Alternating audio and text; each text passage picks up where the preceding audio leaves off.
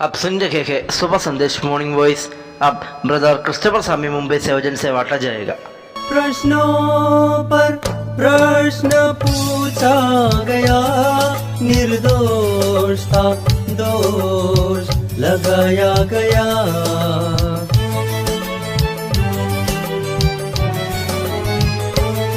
प्रश्नों पर प्रश्न पूछा गया, निर्दोष था दोष लगाया गया। मेरा प्रभु कुछ न कहा, कांटों का ताज पहनाया गया। मेरा प्रभु कुछ न कहा, कांटों का ताज पहनाया गया। तड़पाया गया, सताया गया, मेरा यीशु मसीह सब सहता गया, तड़पाया गया। एक और बार इस शुभ संदेश में प्रत्येक भाई बहन का यीशु मसीह के नाम से स्वागत करता हूँ। और मैं भी परमेश्वर पिताजी को धन्यवाद देता हूँ। एक और नया दिन दिया है। इस सुबह के वक्त हम थोड़ा समय के लिए प्रभु की वचन की ओर जाएंगे। हम पढ़ेंगे रोमन चैप्टर 1 वर्स 28, 29, 30। रोमियो अध्याय 1 उसका तो 28, 29, 30। जब उन्होंने परमेश्वर को पहचानना ना चाहा तो परमेश्वर ने भी उन्हें उनके निकम्मे मन पे छोड़ दिया। वे अनुचित काम करें, इसलिए वे सब प्रकार के अधर्म, दुष्टता, लोभ, भेदभाव से भर गए। दाह, हत्या, झगड़े, छल, ईर्ष्या से भरपूर हो गए और चुगलीखोर, बदनाम करने वाले, परमेश्वर से घृणा करने वाले, दूसरों का नजर करने वाले, अभिमान, डींगमार, बुरी बुरी बातों के बनाने वाले, माता पिता की आज्ञा ना मानने वाले। इन वचन पढ़ने द्वारा परमेश्वर पिताजी हमारे हृदय को आशीष करे। और यहाँ पर जब इस अध्याय को हम पढ़ते तो यहाँ पर उन्होंने परमेश्वर को कैसा रूप में जो बदल दिया, उस बातों को हम देखते। तो यहाँ पर हम जब देखने के समय परमेश्वर का दास संत पौलुस जब इस पवित्र आत्मा के द्वारा इस बातों को लिखने के समय वो लिखता है कि उन्होंने परमेश्वर को पहचानना ना चाहा तो भी परमेश्वर ने क्या किया, उनको छोड़ दिया। जब परमेश्वर उनको छोड़ दिया तो यहाँ पर हम बताते कि वचन लिखता है कि वे सब जो दुष्टता जो इस पृथ्वी पे वे सब करने लगे, अनादर, दुष्टता, लोभ, चुगलीखोर, माता पिता की आज्ञा ना मानने वाले। तो ये सब बातों को हम जब देखने के समय हम देखते कि वे लोग जो परमेश्वर को पहचानना ना चाह तो परमेश्वर ने उन्हें छोड़ दिया।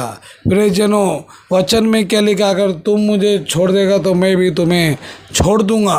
और परमेश्वर को हर एक व्यक्ति चाहिए, मगर परमेश्वर को चाहिए, मगर यही एक सवाल होता है कि क्या हम परमेश्वर की आज्ञा को, स्वर्गीय पिता की आज्ञा को क्या हम पालन करते क्या? यहाँ पर भी हम देखते कि वे लोग परमेश्वर को पहचानना ना तो परमेश्वर ने छोड़ दिया। आज भी हम प्रभु का दास लोग, जो सेवक, जो युवांशी लोग प्रभु का वचन लेके जाके सुसमाचार का प्रचार करते और चारों तरफ बताते, मगर लोग प्रभु को पहचानने नहीं चाहते। वे लोग नकार करते, वे लोग तिरस्कार करते। और यहाँ पर हम देखते कि उसका जो परिणाम हम देखते कि परमेश्वर उनको छोड़ दिया। और ये नहीं, जब हम यह अध्याय को हम पढ़ने के समय लास्ट वचन देखते कि ऐसे ऐसे लोगों को जो मृत्यु का दंड, प्रभु के तरफ उनको दंड मिलने वाला है, मगर ये नहीं, ऐसा लोग काम करते तो उनसे वो प्रसन्न होते। फिर जो हम ऐसे इस वर्तमान कालों में हम जीवन जीते कि प्रभु का आगमन को हम देख सकते। चारों तरफ दुष्टता बहुत जोर से बढ़ रहा है, मगर प्रियजनों, हम प्रभु के लिए एक अलगाव जीवन को जीने का है। और यहाँ पर हम देखते हैं कि जो लोग प्रभु को नहीं पहचानने चाहते, जो लोग प्रभु को प्रभु के तरफ वचन को नहीं सुनने चाहते, जो प्रभु को तिरस्कार करते, नकार करते, परमेश्वर उन्हें छोड़ दिया। आज हम देखेंगे कि लोग क्या होते हैं, परमेश्वर के वचन को, सत्य को सुनना उनको पसंद नहीं है। प्रियजनों, हमारे जीवन में सत्य रहेगा तो सत्य हमें स्वतंत्र करेगा। सत्य क्या है? परमेश्वर का जो अति पवित्र वचन है। तो यहाँ पर भी हम देखने के समय हम चारों तरफ हम देखते हैं कि परमेश्वर का वचन जो एक सत्य है, और वही सत्य है जो हर एक व्यक्ति को बुराई से, दुष्टता से, ये सब बातों से उन्हें आज़ादी कर सकता है। इसके लिए संत पौलुस क्या लिखता है कि मैं सुसमाचार से लज्जाता नहीं, सुसमाचार में सहमत है, जो इंसान को परिवर्तन करता है, जो इंसान को एक बुरे इंसान को और अच्छे इंसान परमेश्वर का वचन बनाता है, प्रभु बनाता है। परमेश्वर का पवित्र आत्मा उनके हृदय में कार्य करता है। मगर यहाँ पर हम देखते हैं कि ये दुष्टता से भरा हुआ व्यक्ति के बारे में हम देखने के समय वो यही दर्शाता कि वे लोग एक काम छोड़ने नहीं चाहते और परमेश्वर ने उन्हें छोड़ दिया। प्रियजनों, अगर परमेश्वर उन्हें छोड़ता है तो उनका जीवन क्या होता है? उनका जीवन वे नरक की ओर यात्रा करते। प्रियजनों, हम प्रभु में नहीं आने से पहला हमारे जीवन में भी ये सब बातों था। अगर प्रभु में आए, हम प्रभु का सुसमाचार, सत्य सुसमाचार को सुना और आपका, हमारा और जीवन को प्रभु ने बदला। मगर यहाँ पर हम देखते कि वे लोग परमेश्वर को जो बदल दिए गए, वे परमेश्वर को छोड़ते हुए वे सृष्टि का उपासना करने लगे।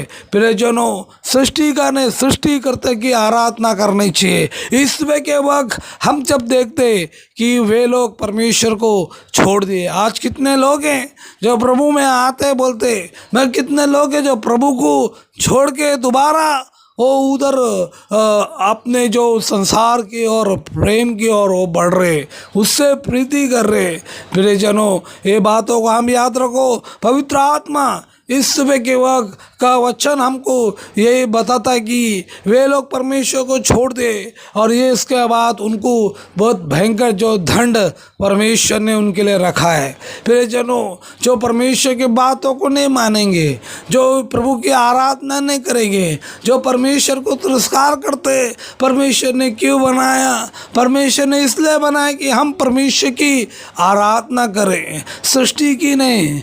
परमेश्वर ने जिसने आकाश और पृथ्वी को, सारे सृष्टि को निर्माण किया है, मगर यहाँ पर हम देखते कि मनुष्य के अंदर जो दुष्टता बढ़ गया है, जो दुष्टता को प्रेम करने लग गया है, जो दुष्टता में जीवन जीने लग गया, आप उसका परिणाम हम यहाँ पर देखते कि परमेश्वर पिताजी ने उनको छोड़ दिया कि वे सब जो अशुद्धता, दुष्टता कार्य को करते हुए और उनके लिए जो मृत्यु सबके संसार में, मगर एक मृत्यु है जो अनंत काल का नरक है, जहाँ पर कि कीड़े मरते नहीं, जहाँ के आग बुझते नहीं, जहाँ पे आत्मा जो अनंत काल के लिए तड़पते रहते।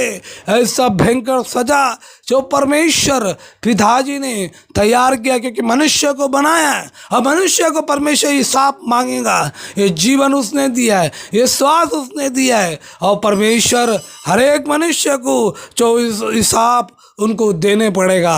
मगर याद रखो कि जो मनुष्य जो दुष्टता करता है और परमेश्वर ने उनके दुष्टता में छोड़ दिया है, यार ये बहुत बड़ा दुष्टता का लिस्ट है। वो सोचेगा कि ये दुष्टता करूँगा और मुझे कोई नहीं देता, मैं अपना मनमानी चलता हूँ। मगर याद रखो, मृत्यु सबको है। मृत्यु के बाद एक जीवन है, एक स्वर्ग है, एक नरक है। चुनाव मनुष्य के हाथ में है, कौन सा चीज़ों को चुनने का है, नरक की ओर जाने का है क्या स्वर्ग की ओर जाने का है। तो यहाँ पर हम देखते कि वे लोग स्वर्ग की ओर नहीं जाने चाहता, इसके लिए परमेश्वर पिताजी ने उनके दुष्टता में उन्हें छोड़ दिया कि वे सब अनुचित काम करें। सिर्फ ये नहीं, जो जो ऐसा काम करते और उन लोगों को ये लोग ऐसा प्रसन्न होता, उनको अच्छा लगता है, मगर उनका परिणाम क्या है? उनका जो परिणाम है वे आनंद काल का नरक है। परिजनों, प्रभु ने आपको मुझे जीवन दिया है।